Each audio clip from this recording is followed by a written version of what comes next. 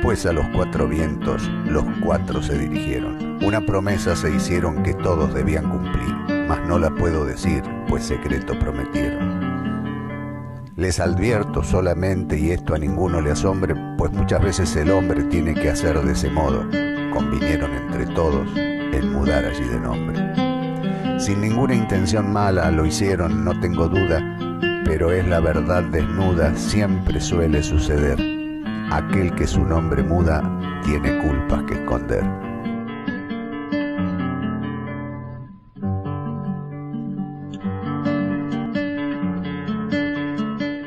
Durante años se mantuvo en secreto el lugar donde ocultaron el cuerpo embalsamado de Eva Perón, lo que permitió tanto preservarlo de la utilización política como de que se lo destruyera, según las pretensiones de los bandos en pugna en la dividida sociedad argentina, una vez concretado el golpe cívico-militar que derrocó al gobierno peronista en 1955. Desde la obra Cardenal Ferrari, procuramos la edición documental de este capítulo de la historia nacional con la esperanza de aportar a la verdad que permita comprender lo sucedido, tanto como valorar lo hecho, cerrar así este doloroso capítulo del pasado y dar vuelta a la página en pos de la reconciliación de los argentinos. Para ello se requiere, por una parte, hacer abstracción de los mitos y por otra, abandonar las calificaciones extremas que las diferentes posiciones se han empeñado en sembrar en función de intereses sectoriales. Desde el comienzo experimentamos la necesidad personal de expresarle las gracias al padre Rothschild por lo hecho en silencio, con coraje y amor cristiano, de sacerdote leal y comprometido. Gracias por salvar para la posteridad el cuerpo de María Eva Duarte de Perón. A Evita, en cambio, desde la sociedad y por vergüenza ajena, como primero lo hizo Perón, le pedimos perdón, de corazón, perdón porque no se respetó tu última voluntad, por el irracional abuso cometido sobre tus restos mortales, porque se liquidó tu fundación, se robaron la herencia que habías legado al pueblo, por la demora en entender que allí, donde hay una necesidad, surge un derecho, que la ayuda a los pobres es justicia social, no solo limosna. Perdón por tanta incomprensión, 1000 veces perdón. Después de la sustracción del cuerpo embalsamado de Evita, retirado clandestinamente de la CGT donde debía permanecer al cuidado del doctor Pedro Ara, corrieron diferentes versiones sobre el destino de sus restos mortales.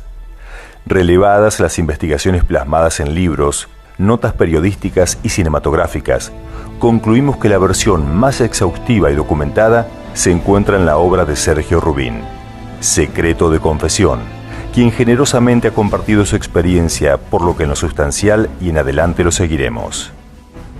¿Cómo llega usted a esta investigación? Bueno, en realidad esto acontece porque yo vi, es decir, cada tanto hay olas, yo digo evitistas en el país. Evita de una u otra manera se pone de moda. En este caso lo que pasó fue que había acontecido, creo que la película de Alan Parker con Madonna, y además de eso había, lo que me termina de disparar este asunto es que vi por televisión una documental de Tristan Bauer sobre, digamos, el destino del cadáver, muy imprecisa. Casi al final del documental dice que el cadáver fue sacado del país con un salvoconducto del Vaticano, y eso me llamó la atención. Bueno, se puso en marcha toda una investigación que llevó realmente varios meses, hasta que salió el suplemento de como 28 páginas, creo que fueron un domingo, en 1997, y después yo seguí investigando para la realización de un libro. La investigación en sí misma, para el suplemento, creo que fueron 9 meses de trabajo. Yo viajé a Milán, hice 2 viajes a Milán, y aquí se movió, porque digamos, estaba el frente eclesiástico, tanto en la Iglesia en Argentina como en el Vaticano, en la Compañía de San Pablo en Milán, y después estaba, digamos, el frente militar, que acá había un equipo de periodistas que seguía todo el tema militar, más una serie de testimonios que terminaban de completar toda esa investigación. Eso tardó 9 meses para el suplemento. Después, eso fue en el 97, yo después seguí efectivamente que habrán sido en total 5 años para la primera edición del libro en 2002, que se presentó cuando fueron los 50 años de la muerte de Eva Perón, julio de 2002, fue en el 2011, fue, digamos, la segunda edición del libro, ya mucho más completado, corregido, precisado, tal que si medimos hasta la segunda edición habrá sido más de 14 años de trabajo. Evidentemente Aramburu, él decía, yo soy católico, práctico, era el argumento de él. Yo no quiero que el cuerpo se destruya. Recordemos que en aquel momento, además, la incineración de un cuerpo estaba totalmente prohibida dentro de la iglesia, ni que hablar del esparcimiento de las cenizas, ¿no es cierto? Pero bueno, digamos, no quería, hoy está permitido, como todo el mundo sabe, la incineración, no así el esparcimiento de las cenizas. Pero bueno, lo cierto es que, pero no le encontraban la manera. Dice, bueno, está bien, el presidente quiere que no se destruya el cuerpo, pero ¿qué hacemos con el cuerpo? Y es ahí donde surge de una manera casi así, de una charla de café entre amigos, todo este tema del operativo para ocultar el cuerpo, que surge entre dos amigos, dos grandes amigos. Uno, el teniente coronel Alejandro Agustín Lanusse, luego presidente de la Nación, que era jefe del regimiento de granaderos a caballo, y del otro lado su gran amigo, el capellán, de hecho, del regimiento de granaderos a caballo, que lo había casado con su mujer, con Eliana Bell, el padre Francisco Paco Rotger, que pertenecía a la Compañía de San Pablo. La obtención de datos del padre Francisco Rotger ha resultado una tarea difícil. La discreción impuesta al tema por los sectores involucrados, sumado a la humildad propia del desempeño pastoral, condicionado a su vez por el secreto de confesión, apenas nos permitió reconstruir las referencias biográficas que ilustramos con las fotografías conservadas en el archivo de la Compañía de San Pablo en la Argentina. Francisco Paco Rotger nació en Argelia el 20 de enero de 1906. Llegó al país cuando tenía 15 años de edad. Ingresó en el seminario de Villa Devoto. Fue ordenado sacerdote el 25 de enero de 1931. Tempranamente se consagró en la Compañía de San Pablo. Desplegó su tarea pastoral y evangelizadora en el país, cuya ciudadanía adoptó en 1956. Estudió teología en la Universidad Gregoriana de Roma y completó la licenciatura universitaria en Bolonia. El Vaticano le encomendó la edición del Observatorio Romano en castellano, que estuvo a su cargo entre los años 1940 y 1950. Trabajó incansablemente en favor de la obra Cardenal Ferrari, tanto en el país como en Uruguay e Italia, fortaleciendo los vínculos fraternos en la Juventud de Acción Católica. Impartió desde la obra Cardenal Ferrari los cursos cristológicos. Creó el Centro de Acción Católica de la Escuela Naval. Fundó el Centro Asistencial en Herli, provincia de Buenos Aires. Entre 1951 y 1953 misionó en Rosario, provincia de Santa Fe. Procuró y obtuvo el acuerdo fundacional del Vicariato Castrense para las Fuerzas Armadas de Argentina. Gestó la construcción de la capilla Estela Maris en la zona de Retiro. Fue secretario privado del nuncio apostólico Monseñor José Fieta. El 16 de junio de 1955 corrió a la Plaza de Mayo para ayudar a socorrer a los heridos producidos por el bombardeo de la aviación naval. Brindó apoyo espiritual y administró la Santa Unción a las víctimas moribundas. Requerido por Roma, trabajó en la Secretaría de Estado de Monseñor Montini, quien luego sería Pablo VI. En 1969 formó un instituto de asistencia, promoción e investigación familiar. Anticipado a su época, pedía a todos lo trataran de vos y le llamaran simplemente Paco. Su carisma personal, elevada cultura y vocación de servicio lo convirtieron en preclaro pastor social inspirado por la espiritualidad de San Pablo y del Beato Ferrari. Supo alternar y predicar en las capas sociales de alto nivel y pudo brindar asistencia espiritual a los jóvenes de varias generaciones. Predicó hasta el final de su vida, aún con muletas o postrado en silla de ruedas. Afrontó el máximo sufrimiento, dio ejemplo de apostolado y amor de católico militante. Falleció el 23 de diciembre de 1974. Sus restos fueron llevados al cementerio de la Recoleta. Se encuentran en la bóveda de la familia Pereira Iraola.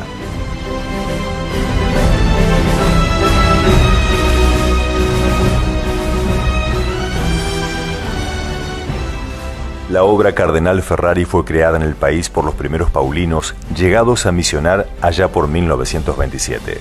La personería jurídica de asociación civil le fue otorgada por decreto del entonces presidente de la Nación, don Hipólito Yrigoyen, el 8 de julio de 1930. En su objeto se previó la realización de obras culturales, espirituales, educativas, sociales de carácter solidario, para contribuir al engrandecimiento de la nación argentina según los principios de la religión católica. Es una sociedad laica de la vida civil, de origen confesional. Sus actividades, con la incorporación de los laicos a la tarea evangelizadora desde lo social, fructificaron con la creación de bibliotecas, hogares de tránsito, comedores populares, escuelas de artes y oficios, salas asistenciales, centro de ayuda y asistencia al inmigrante, enseñanza profesional del periodismo desde el Instituto Grafotécnico, empresa de viajes educativos y sociales, EVES, estudios de radio, cinematografía, imprenta, las escuelas del tranvía, sostenimiento de grupos scouts, entre tantas otras.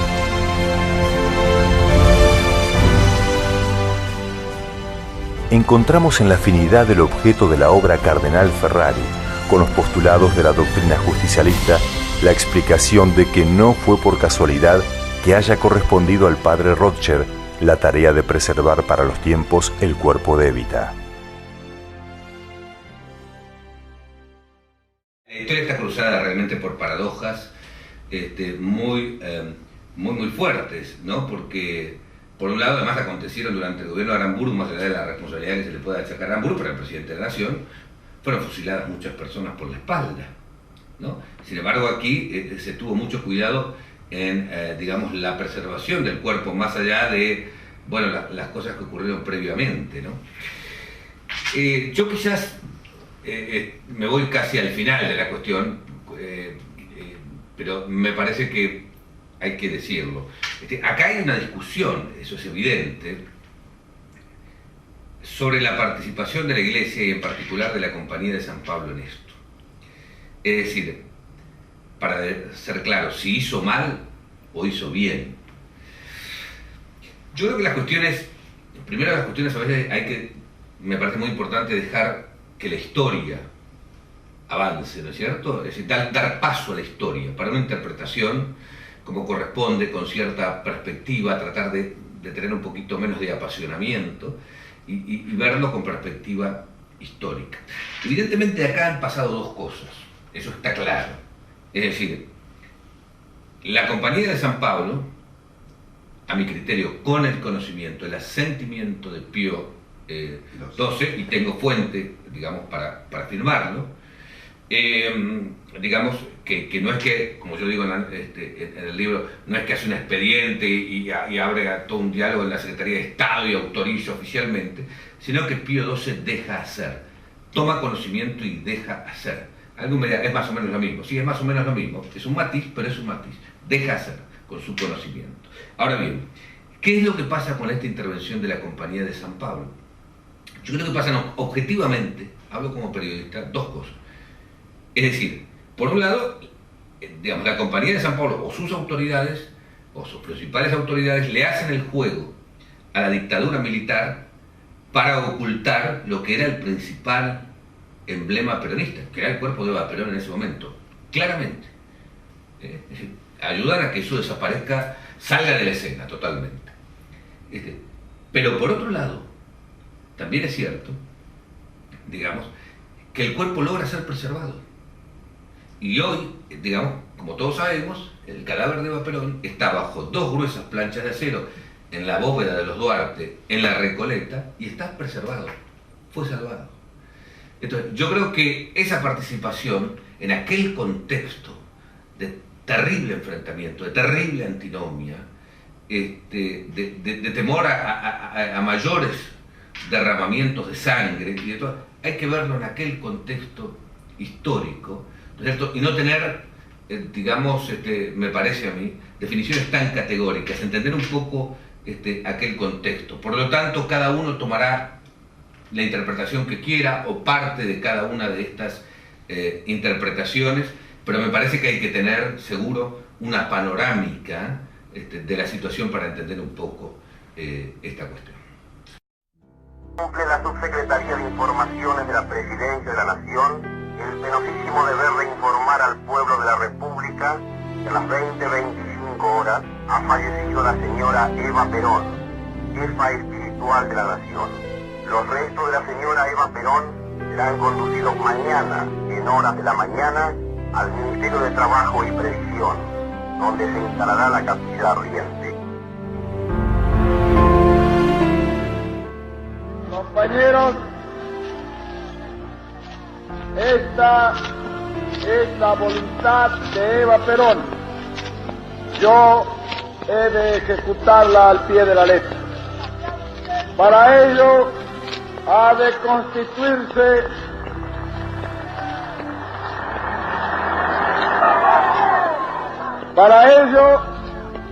constituirse la Fundación Evita, colateral de la Fundación Eva Perón, que se destinará a cumplir los fines señalados por la señora de Perón.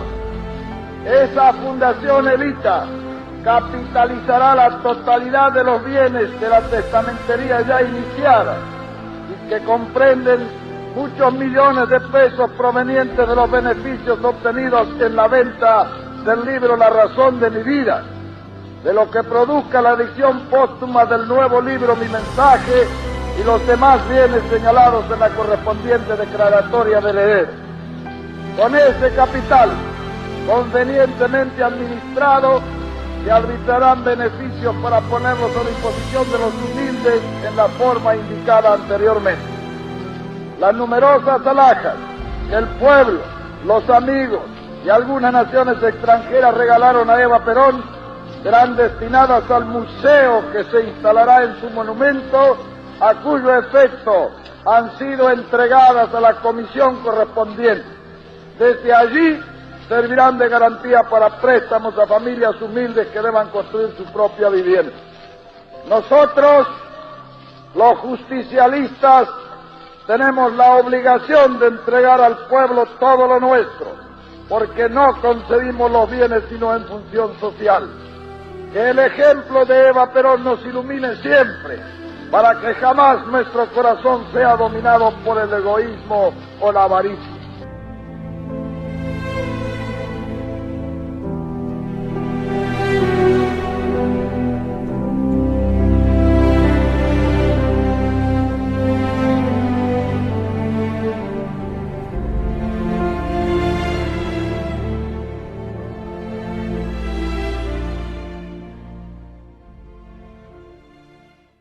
Nació en Los Toldos, provincia de Buenos Aires, el 7 de mayo de 1919.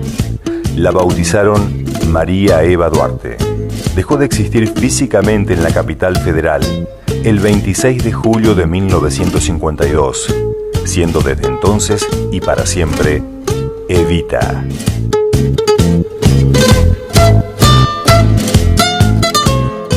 Cuando los salvajes enemigos golpearon sin piedad el ya frágil gobierno del pueblo, yo pensé en ellos y pensé en mí, y en un momento no supe quién había sido más salvaje. La actitud de haber embalsamado el cuerpo de la más grande mujer que existió en la historia de nuestro pueblo no me libra de semejante juicio. En ese fatídico momento, que fue el indicio del final de toda una época, yo advertí que dejaba vivo tal vez su emblema más significativo. Profané primero el cadáver de mi amada. Yo fui el primero que no demostró una actitud respetuosa por quien había dado todo por servirme. Quiero que estas palabras queden como un ejemplo cabal, como testimonio de que no fui consciente de mi accionar, que su pérdida me extravió el entendimiento. Pido humildemente perdón a su memoria. El conocimiento universal de la figura de Evita y su enorme obra hizo difícil la síntesis adecuada a los tiempos del documental, tanto como advertir que no se ha respetado su última voluntad. El peronismo no se aprende ni se proclama, se comprende y se siente. Por eso es convicción de fe. No quiero para el peronismo a los revolucionaria, que no se incorporen, que queden rezagados si no están convencidos. Peronismo es la fe popular hecha un partido en torno a una causa de esperanza que faltaba en la patria. Aquellos que optan por los pobres, los que eligen el camino de Cristo, aún sin quererlo, se encaminan a la cruz. Las sociedades que no conservan su memoria repiten las injusticias, persisten en el error, no alcanzan el conocimiento de la verdad, quedan expuestas a convertirse en objeto de la ambición de otros. Monumental fue la obra realizada por la Fundación Eva Perón, que había iniciado las actividades en 1947 como Cruzada, también llamada Obra de Ayuda Social María Eva Duarte de Perón. En menos de 6 años produjo hogares escuelas para 16.000 niños huérfanos, distribuidos en todo el país. El hogar de la empleada en Avenida de Mayo 869, en Capital Federal. 11 pisos con residencia y todos los servicios necesarios para las mujeres sin familia que venían del interior a trabajar en la ciudad. 211 escuelas en todo el país. Los hogares de tránsito 1, 2 y 3, en los que se albergó a más de 2.200 personas al año. 100 centros materno-infantiles. El hogar de Bursaco, instalado en 32 hectáreas destinadas a la ancianidad, casa, comida y ropa para más de 200 personas. La ciudad infantil Amanda Allen en Capital Federal. 200 proveedurías en todo el país. La ciudad estudiantil en la ciudad de Buenos Aires. Policlínicos modelo en Avellaneda, Lanús, San Martín y Ezeiza. 2 en Catamarca, 1 en Jujuy, Salta, Tucumán, La Rioja, Corrientes, Mendoza, San Luis, Santiago del Estero, Santa Fe, Entre Ríos y Neuquén. La República de los Niños en Gonet, complejos de viviendas en todo el país para 2,5 millones de personas. 20.148 familias indigentes fueron reinsertadas con trabajos en sus provincias de origen. La Escuela de Enfermeras, el Tren Sanitario Nacional, más la infinidad de ayuda directa administrada personalmente a miles de necesitados. Para la Fundación trabajaban 14.000 personas, entre profesionales, docentes y empleados. 6.000 obreros en la construcción. La Fundación cambió el concepto de asilo, convirtiéndolo en hogar-escuela. Si este pueblo me pidiese la vida, se la daría cantando, porque la felicidad de un solo descamisado vale más que mi vida.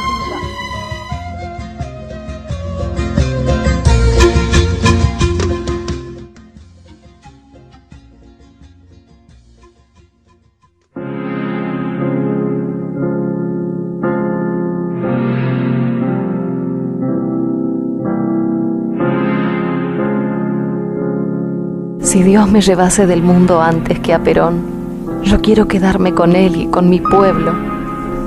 Yo considero que mis bienes son patrimonio del pueblo y el movimiento peronista, que es también del pueblo, y que todos mis derechos como la autora de la razón de mi vida y de mi mensaje, cuando se publique, sean también considerados como propiedad absoluta de Perón y del pueblo argentino.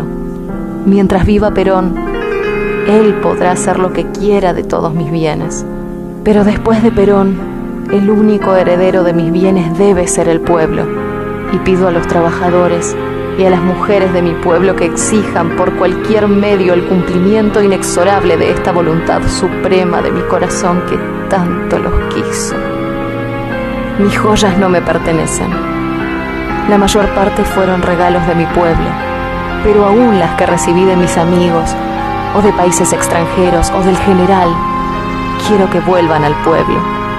No quiero que caigan jamás en manos de la oligarquía y por eso deseo que constituyan, en el Museo del Peronismo, un valor permanente que solo podrá ser utilizado en beneficio directo del pueblo. Que así como el oro respalda la moneda de algunos países, mis joyas sean el respaldo de un crédito permanente que abrirán los bancos del país en beneficio del pueblo, a fin de que se construyan viviendas para los trabajadores de mi patria.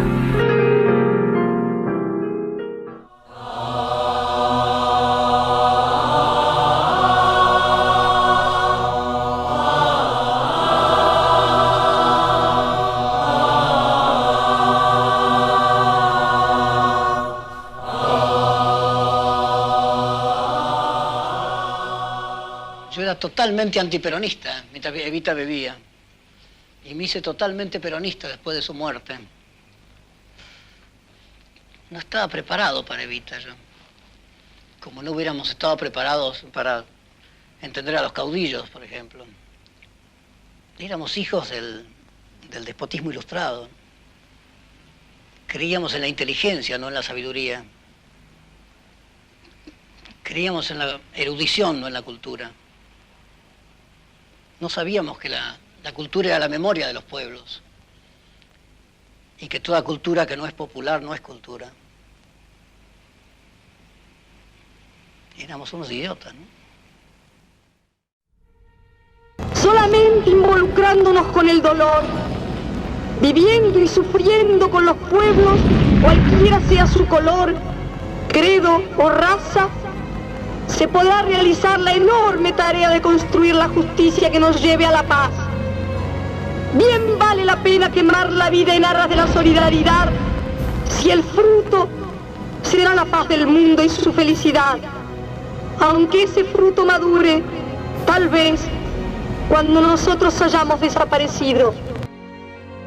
El día del amor y de la paz llegará cuando la justicia barra de la faz de la tierra a la raza de los explotadores y de los privilegiados. Que haya una sola clase de hombres, los que trabajan. Que no exista ningún otro privilegio que el de los niños. Que los gobiernos de las naciones hagan lo que los pueblos quieran. La gran tarea de avance social producida desde la Fundación Eva Perón, dentro del programa de justicia social implementado por el gobierno justicialista, fue produciendo, no obstante, efectos no deseados en la esfera política. La resistencia de los grupos hasta entonces dominantes, que vieron peligrar sus odiosos privilegios, se sumó un grupo de obispos alineados con esas clases sociales, mejor predispuestos a acompañar a la oficialidad de militares provenientes en elevado número de aquel extracto social. Se cultivó así la tensión que extremaría el enfrentamiento de los grupos de Acción Católica, Iglesia y sectores de las Fuerzas Armadas, que paulatinamente se agravó durante la segunda presidencia de Perón. Ocurrida la muerte de Evita, la sociedad se partió en dos, desapareció la comprensión y estalló el conflicto. La crisis se agravó produciendo el derrocamiento del gobierno que había sido reelecto democráticamente, al que se acusó de despótico, tirano y corrupto, endilgándole la privación de las libertades cívicas y cuanta crítica pudiera justificar la revancha de la oligarquía. Esa división que atravesó por completo la sociedad de entonces también se dio dentro de la obra Cardenal Ferrari. La asociación quedó atrapada dentro del sector antiperonista. Allí se habían formado grupos de Acción Católica. No fueron pocas las paulinas que se sumaron en su hora al trabajo de la Fundación Eva Perón, por lo que no estuvieron dentro de la asociación al momento que hubieran podido aportar comprensión y paños fríos para alcanzar la entonces imposible reconciliación de los grupos enfrentados. Y la sangre llegó al río.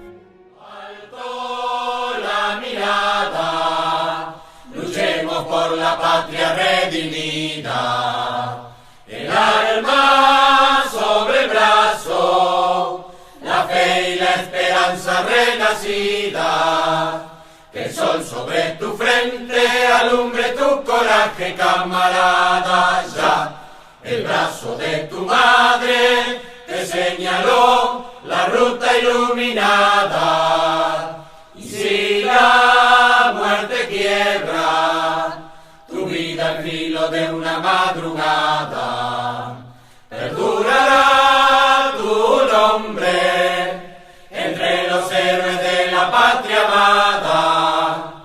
Que el sol sobre tu frente alumbre tu coraje, camarada. Ya el brazo de tu madre te señaló la ruta iluminada.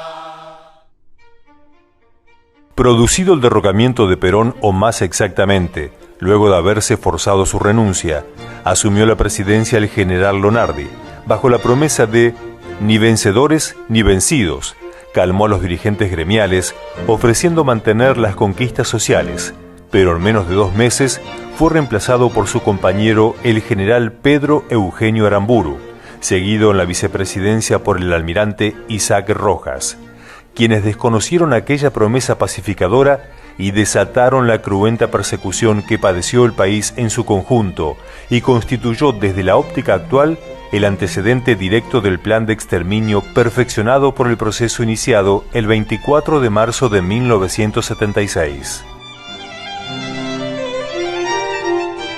La autodenominada Revolución Libertadora, con el pretexto de recuperar la libertad y restablecer la democracia, desplegó su tarea criminal de odio y revancha contra los más débiles. Disolvieron la Fundación Eva Perón, abandonaron las obras, viviendas y hospitales en construcción, se apropiaron de las joyas que Evita había legado al pueblo, junto con derechos intelectuales e inmuebles varios. Destruyeron la ciudad infantil, cerraron los hogares, la escuela de enfermería y clausuraron las obras en curso. En fin, prácticamente hicieron retroceder el avance social alcanzado al estado de injusticia existente en los años 40. Sabemos hoy que ese incalificable proceder, agravado sin medida, se repitió en 1976. Quiera la memoria popular mantener el alerta necesario para que el nunca más proclamado en el cierre de esa fatídica etapa sea mantenido aún dentro de las dificultades propias de la vida en comunidad, para que los defectos de la democracia sean solucionados con más democracia. Inexplicablemente, le correspondió a otro gobierno de origen justicialista la deshonrosa tarea de completar, con espectacular explosión, la destrucción del albergue Warnes, cuya avanzada construcción fue abandonada por la Libertadora y estaba destinado a ser el mayor hospital modelo para niños de Hispanoamérica. Vamos a hacer una pequeña síntesis, porque si no, por ahí la gente no puede entender. Vamos a... Evita muere en el año 52, sus restos son depositados en la CGT a la espera de un gran mausoleo que nunca se construye. Después en el 55 se produce la Revolución Libertadora, el golpe militar. Primero está Lonardi, después viene Aramburu. En noviembre del 55, el que era el jefe del Servicio de Inteligencia del Ejército, el famoso teniente coronel Maury Kenny, una noche se lleva el cadáver de Evita que estaba en la CGT, lo saca de ahí. Evidentemente ellos tenían miedo de que los peronistas se llevaran el cuerpo, pero él se lo lleva, lo esconde, pero no sabe bien qué hacer, y hace un verdadero zafarrancho con el cuerpo, lo pasea por todos lados. Bueno, la historia tiene un montón de vericuetos increíbles. La reconstrucción de los hechos se torna dificultosa en exceso cuando, como en este caso, la historia fue escrita en versiones diferentes por grupos de los servicios de inteligencia comprometidos, los que a su vez hicieron circular rumores de las más diversas índoles conforme fuera la intención de los funcionarios de los que dependían en cada momento, siempre con alguna base cierta que adaptaban fantasiosamente según el final pretendido, con el objetivo de ocultar la verdad y o encubrir las inconductas de sus propios miembros. Aún reconociendo esas variantes, lo cierto es que el cadáver momificado de Evita fue alojado en la sede del Servicio de Informaciones del Ejército Viamonte y Callao, transitó por la casa de General Paz 542, vivienda del segundo de Maury Koenig, recaló en Sucre en 1835, casa segura de la CIE, pasó por Maipú 820, sede de la obra Cardenal Ferrari, y finalmente fue embarcado en el Comte Viacamano el 23 de abril de 1957 con destino a Génova, para ser enterrado en el cementerio Maggiore de Milán, bajo el nombre falso de María Maggi de Magistris, con la venia papal y al cuidado de la Compañía de San Pablo. A la Paulina Giuseppina Airoldi, asistente del superior de la Compañía de San Pablo, padre Giovanni Penco, se le encomendó visitar con frecuencia la tumba. Ella cumplió el encargo durante 14 años. Nunca llegó a conocer la verdadera identidad de la finada.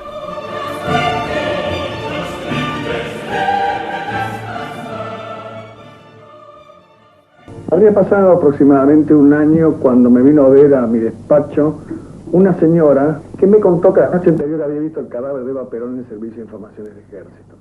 Al principio yo no lo creí porque creía que estaba enterrada en el cementerio de Monte Grande. De cualquier manera, cuando esa señora se fue, yo le informé a Aramburu. Aramburu primero no lo creyó, luego le ocurrió lo mismo que a mí y me pidió que fuera hasta el Servicio de Información del Ejército para ver si era verdad. Allí yo entrevisté al teniente coronel Morikeni, estaba a cargo de esa institución, y le pregunté sobre el tema. Primero recibí su negativa y finalmente vi el cadáver.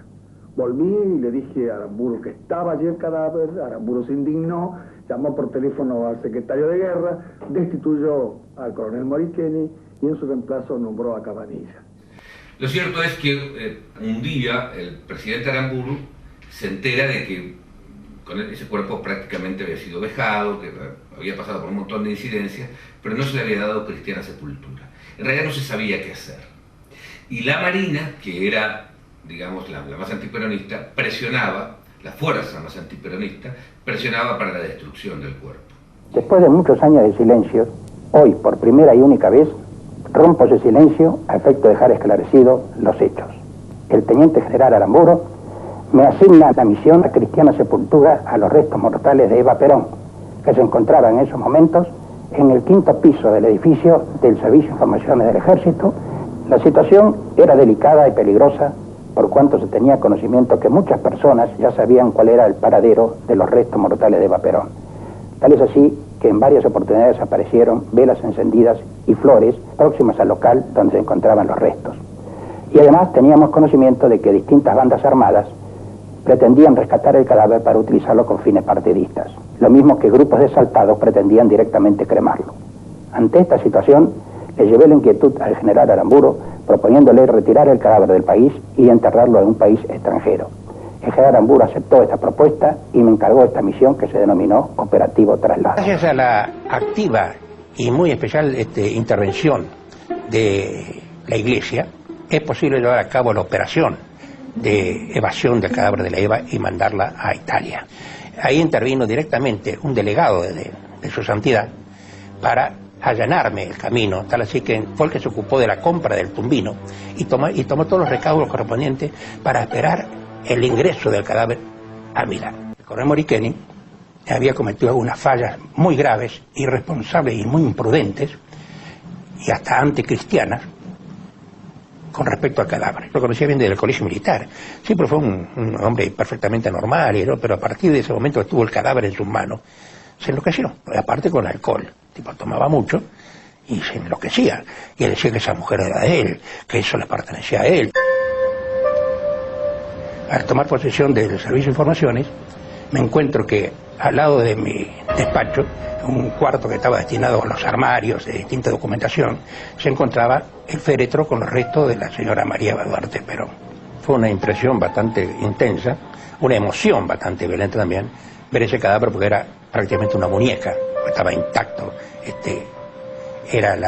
ni siquiera una modificación. El trabajo que hizo el doctor Ara era tan perfecto de que tenían todos los movimientos. La carne era como si fuera viva, era perfecta, era una muñeca no de cera, de carne y hueso. Yo me levantaba muy temprano, pues tenía que dar cuenta al ministro de las actividades, y me encontraba que frente a la puerta donde estaban los restos de esta señora había velas encendidas y flores, lo que era una señal evidente de que ya había gente que conocía perfectamente bien de que el cadáver estaba ahí.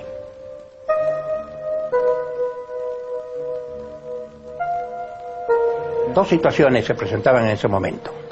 Por un lado, la impresión que teníamos que había comandos peronistas preparados para rescatar ese cadáver y utilizarlo posteriormente como bandera política para sus fines. Y por el otro lado, personal propio del sector del gobierno, que tenían sus intenciones de hacer desaparecer el cadáver.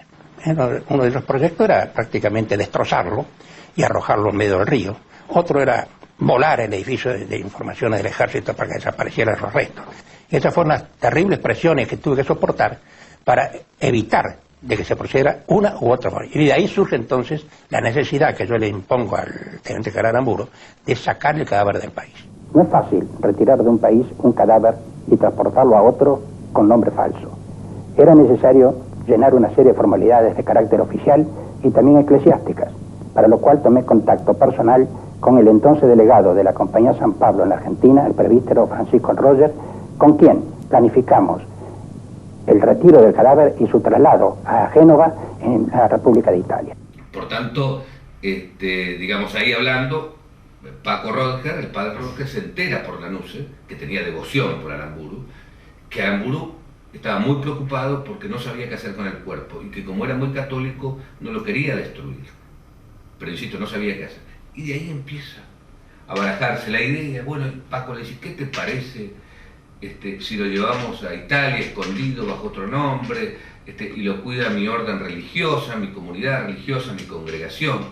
Pero parecía una cosa muy loca y muy de dos amigos tomando café. Y eso, que fue casi, digamos, un delirio, termina, a través de una serie de incidencias, termina fructificando y termina convirtiéndose con la apoyatura del servicio de inteligencia, del ejército y la aprobación de Aramburu, del presidente Aramburu, y la aprobación del superior general de la Compañía de San Pablo en Milán, que era el padre Penco, un personajón, una decisión clave que él toma, termina siendo el gran operativo de llevar a Evita en barco y enterrarla bajo un nombre falso en el cementerio de Milán, en el cementerio mayor de Milán, una especie de Chacarita, cementerio popular de Milán, enterrarla ya bajo un nombre falso, al cuidado de la Compañía de San Pablo, y allí está durante 14 años.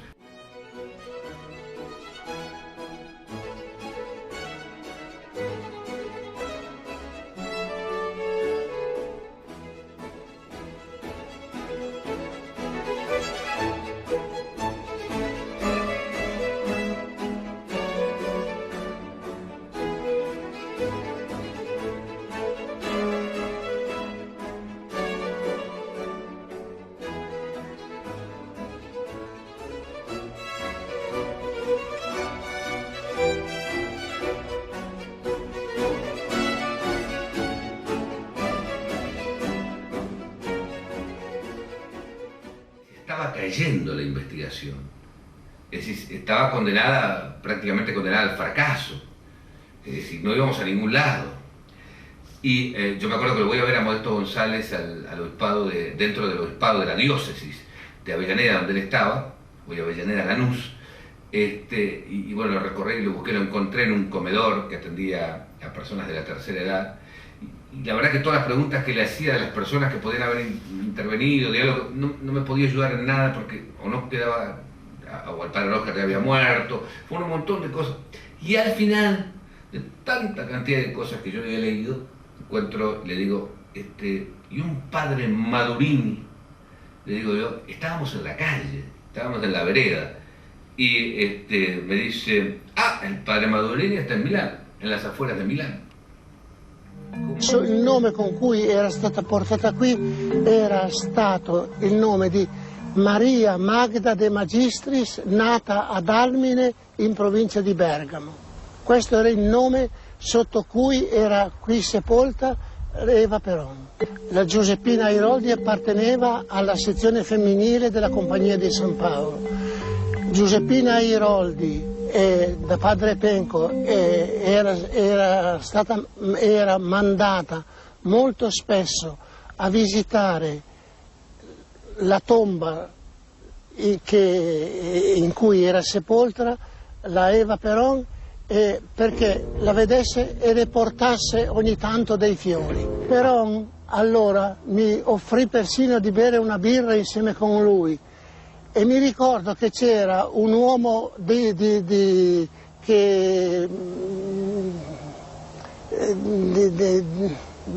italiano che diceva però non riconoscere la salma, e però ad un certo punto dice no, è proprio lei. El hombre italiano que menciona Madurini era José López Rega. En otras versiones, llegó a publicarse en la revista Panorama de enero de 1969 que el cuerpo de Evita había sido paseado por el interior de la provincia, enterrado en diferentes cementerios, que se habían confeccionado más de 30 copias del mismo, para distraer a quienes lo buscaban, y hasta que el auténtico había sido arrojado a las aguas del Río de la Plata. Quien redactó y coordinó aquella nota fue el conocido periodista Rolando Hanglin, quien se dispensó de responder nuestras preguntas, afirmando que cuando se hizo la nota, él tenía 20 años de edad, que por redactar bien le encomendaron la tarea de editar unos informes reservados que le fueron entregados por quien entonces dirigía la publicación, que él no podía dar fe de esos informes, y nos sugirió consultar con un periodista de quien textualmente dijo que sabía toda la historia, refiriéndose al destino del cuerpo de Eva Perón. Posteriormente, cuando lo recordó, nos indicó que el periodista aludido a quien había entrevistado para C5N era Sergio Rubín.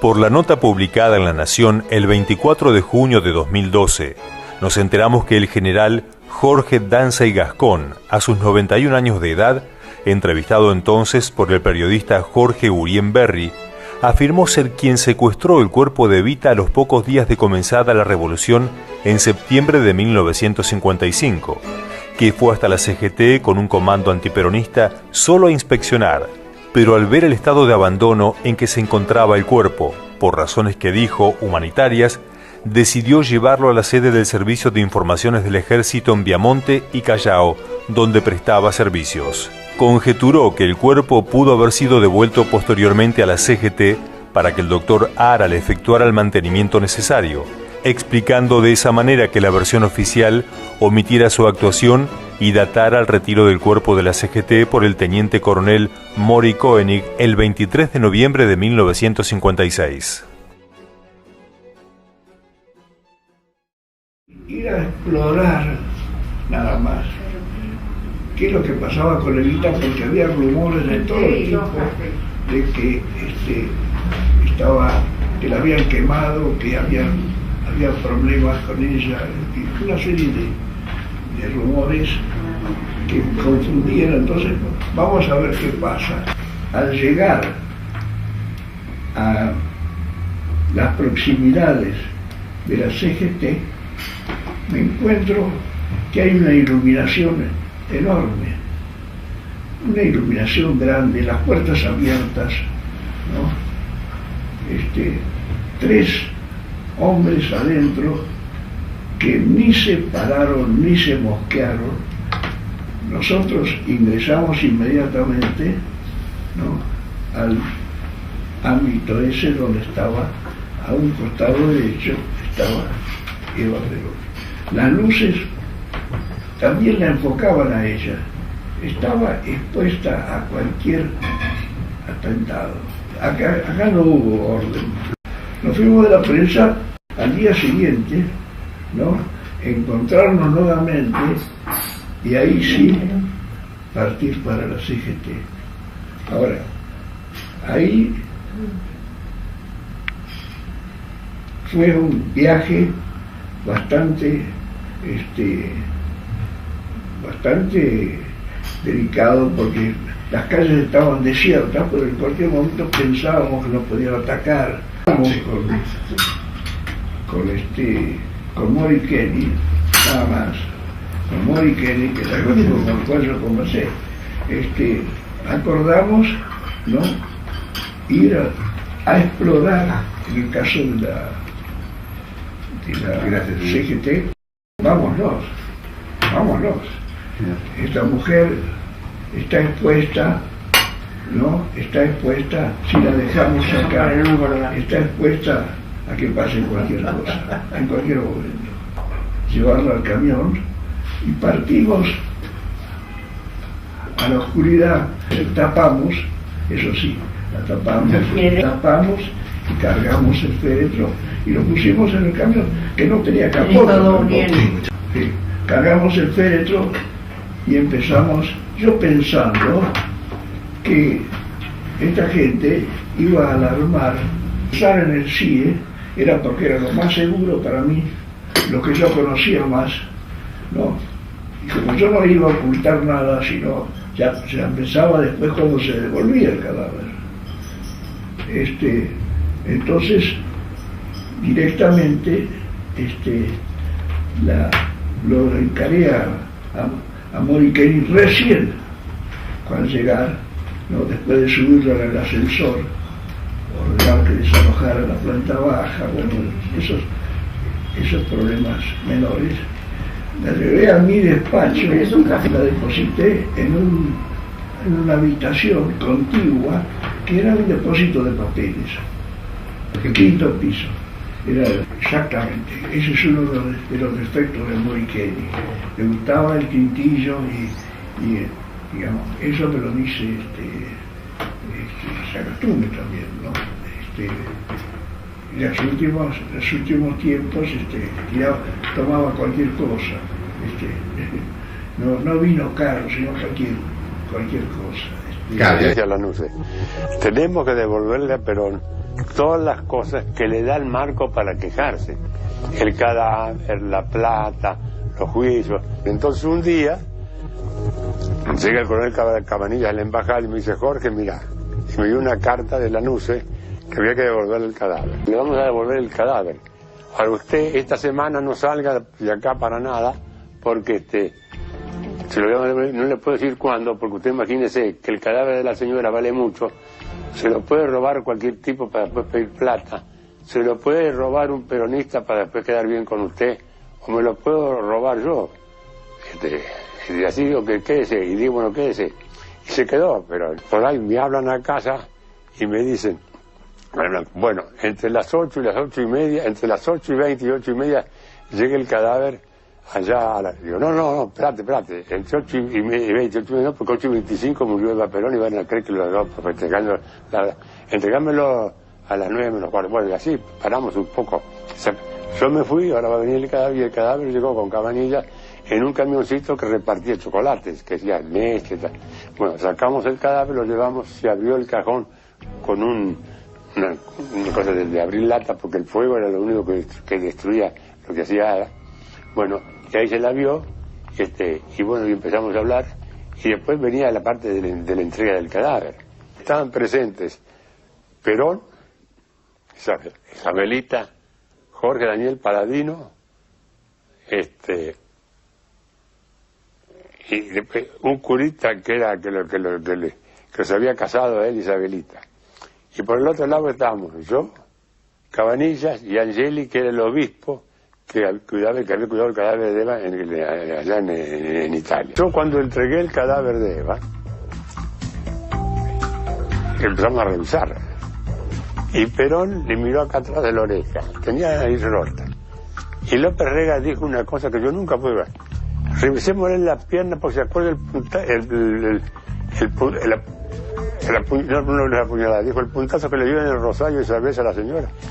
Cállese, le dijo Perón. Hasta que después, en 1971, ya siendo Alejandro Agustín Lanuse presidente de la Nación, decide la devolución del cuerpo, y otra vez allí entra en acción la Compañía de San Pablo, el padre Rodger, y el padre Madurini, que era ahora el superior general, que le devuelven a Perón el cuerpo en Puerta de Hierro. Esa es más o menos la panorámica, digamos, con un montón de detalles de cómo fue toda esta cuestión. Perón era di una calma straordinaria, mi ringraziò molto di quello che io facevo e mi diede, perché fossi, mi diedero la corona del rosario che Pio XII aveva dato a Eva quando era andata in udienza. Io la consegnai a Perón, e Perón, ricevendo la corona da me, la corona del rosario di Eva, la baciò di fronte a me e la mise nelle mani di Eva allora. Ya habíamos arribado a la seguridad de que la señora Eva Perón había sido enterrada en el cementerio mayor de Milán con el nombre supuesto de María Maggi. Ella consulta con el general Perón, y yo concurro a hablar con el presidente de la Nación, y me recalcó que ni siquiera Aramburo, aún suponiendo que cuando se lo secuestró, sus captores hubieran querido hacerle decir dónde estaban los restos de la señora Eva Perón, no lo podía decir simplemente porque no lo sabía. Esto debe quedar claro, como no lo supo Frondizi, como no lo supo el doctor Ilia cuando fueron presidente de la Nación. El día 3 de septiembre de 1971, a las 20 horas, se produce la entrega de este féretro, al que hubo que abrir allí para certificar que efectivamente fueran los restos de la señora Eva Perón, y finalmente, en un total acuerdo, se firmó un acta, de la que tengo un original, donde a partir de ese momento quedan los restos en poder del general Perón.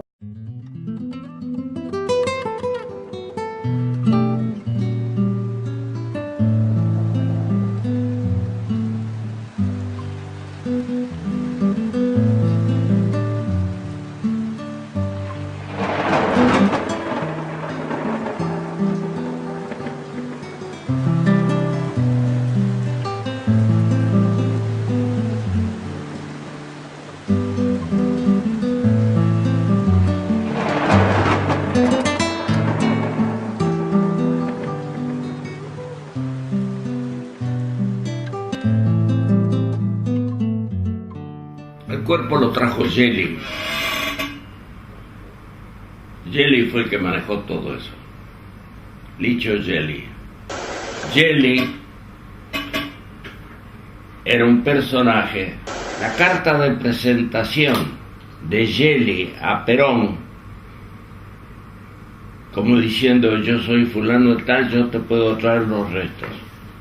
Perón la miró, se lo presentó López Rega. Esa fue la carta, la tarjeta de presentación de Gelli, para demostrarle a Perón el poder que él tenía. Gelli tenía mucho interés en conocerlo a Perón, porque era un tipo que se las traía, era un mafioso. Gelli tenía una organización que le llamaban los periodistas, le empezaron a llamar la P2. López Rega, un tipo muy vivo, se lo presenta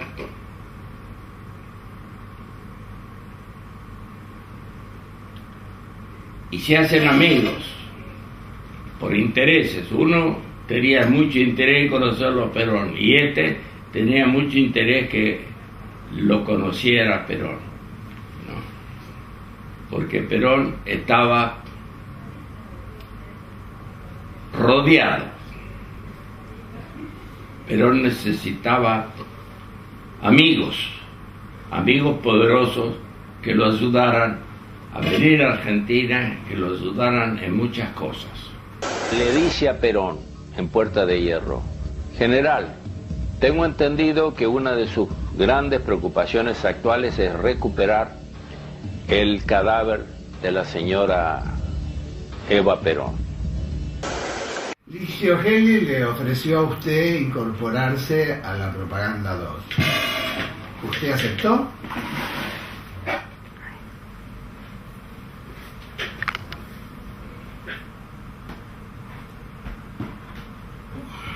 Y que se pueda reconocer, como dijo alguna vez el padre Madurino, me dijo a mí el padre Madurini, no la iglesia, el padre Paco Rodger salvó el cuerpo de Eva Perón.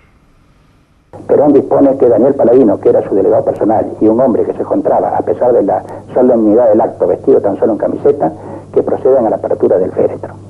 Una vez hecho esto, este señor de camiseta se presentó a Perón y nuevamente, de forma irrespetuosa, le dice: jefe, venga, jefe, esta no es Evita. Perón se aproxima con todos nosotros al lugar donde estaba abierto el féretro y exclama: sí, no hay ninguna duda, esta es Evita. En ese momento el hombre de la camiseta, que más tarde supe que se llamaba López Rega, intentó improvisarme un discurso al cual yo le interrumpí de inmediato y, dirigiéndome a Perón, le dije: señor, si no tiene nada que objetar, le ruego firmemos las actas correspondientes. Después de 14 años, el 3 de septiembre de 1971, fue devuelto el cuerpo de Evita al general Perón en su residencia de Puerta de Hierro. Continuó en esa lejanía hasta que los restos fueron repatriados. Recordemos que el general Perón murió en el país el 1 de julio de 1974, a poco de haber asumido la presidencia de la nación por tercera vez. La vicepresidenta, su viuda María Estela Martínez, o Isabel Perón, como se hacía llamar, accedió a la presidencia y quedó, como fue de público conocimiento, bajo la influencia nefasta de López Rega. El 15 de octubre de 1974, las unidades de combate Juan José Valle y Fernando Abal Medina, de Montoneros, secuestraron el cadáver del general Aramburu y exigieron para su devolución la repatriación del cuerpo de Evita. Luego de variadas tratativas, finalmente Isabel accedió y López Rega se ocupó de trasladar el féretro con los restos mortales desde España a la Argentina, a la que arribaron el 17 de noviembre de 1974. El ataúd de Evita, abierto y protegido por un grueso cristal, fue colocado junto al cajón cerrado del general Perón, en una cripta especialmente dispuesta dentro de la residencia presidencial de Olivos, que podía ser visitada por el público. Producido el golpe militar en 1976, Videla ordenó el retiro de los cuerpos de la quinta presidencial que usurpó. A consecuencia de ello, los restos de Perón fueron llevados al cementerio de la Chacarita, mientras que el cuerpo de Evita fue depositado en la bóveda de la familia Duarte en La Recoleta, donde actualmente continúan. Pese a estar ocultos de la vista y resultar inaccesible el lugar que guarda sus restos, en el frente de la bóveda permanentemente hay flores y ofrendas dejadas por personas de todo el mundo, que continúan venerando su memoria. Y bueno, llega el día de hoy en que Eva está enterrada a 8 metros de profundidad en una cripta, toda revestida en mármol. Creemos que los muertos tienen que tener cristiana sepultura y que ella ya había sufrido mucho, sobre todo todas las agresiones, bueno, el haber estado parada con brea, el tener quebrada la nariz de un puñetazo, el tener punzado el cachete izquierdo de su cara y bueno, y quebradas las piernas y los brazos. Yo no quise ni quiero nada para mí. Mi gloria es y será siempre el escudo de Perón y la bandera de mi pueblo. Y aunque dejen el camino girones sin vida, yo sé que ustedes recogerán mi nombre y lo llevarán como bandera a la victoria.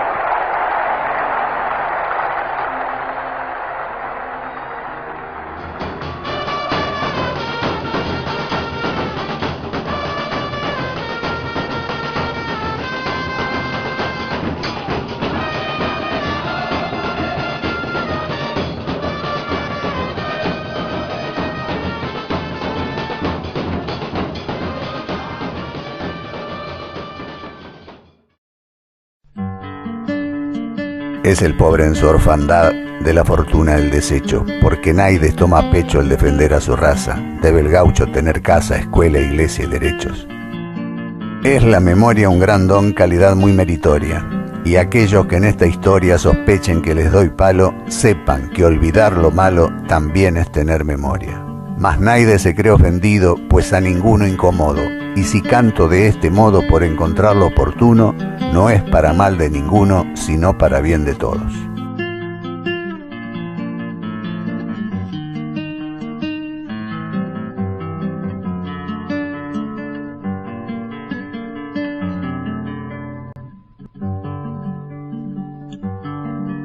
Lo he soñado en esta casa, entre paredes y puertas, Dios les permite a los hombres soñar cosas que son ciertas.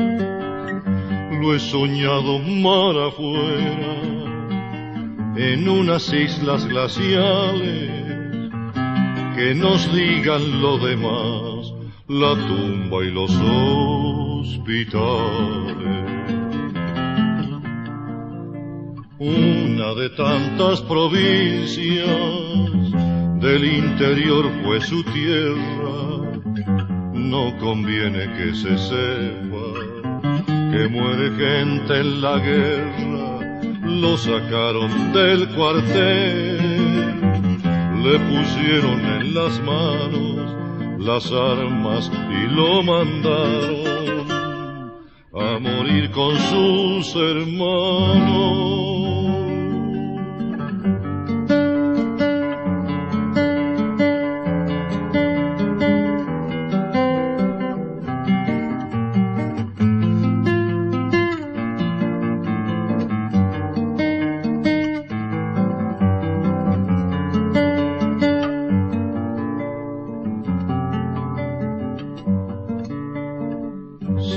Con suma prudencia, si habló de un modo prolijo, les entregaron a un tiempo el rifle y el crucifijo. Oyó las vanas arengas de los vanos generales, vio lo que nunca había visto, la sangre en los arenales.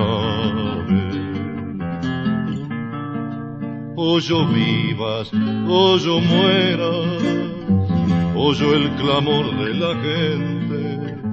Él solo quería saber si era o si no era valiente. Lo supo en aquel momento en que le entraba la herida. Se dijo, no tuve miedo, cuando lo dejó la vida.